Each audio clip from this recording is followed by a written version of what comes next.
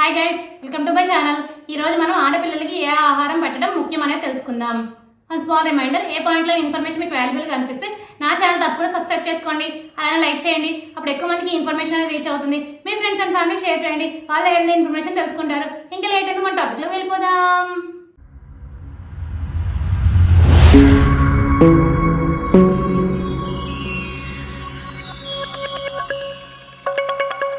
ఆడపిల్లలకి ఇచ్చే ఆహారంలో పోషకాలు ఎక్కువగా ఉండేటట్టు చూసుకోవాలి.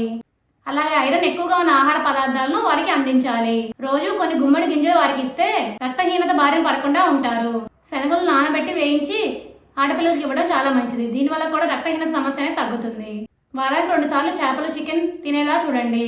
బెల్లంతో చేసిన స్వీట్లు, అలాగే నువ్వులుండు, పప్పుండలు ఆడపిల్లలకు పెట్టడం వల్ల ఐరన్ డెఫిషియన్సీ అనేది రాకుండా ఉంటుంది.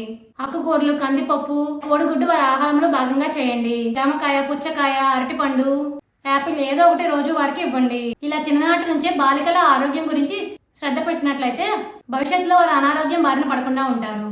ఇప్పుడు అర్థమైంది మీ అందరికీ ఆడపిల్లలకు ఏ ఆహారం పెట్టడం వల్ల వారి ఆరోగ్యానికి మంచిది అనేది. For more videos please like, share, subscribe my channel. Thank you for watching my video.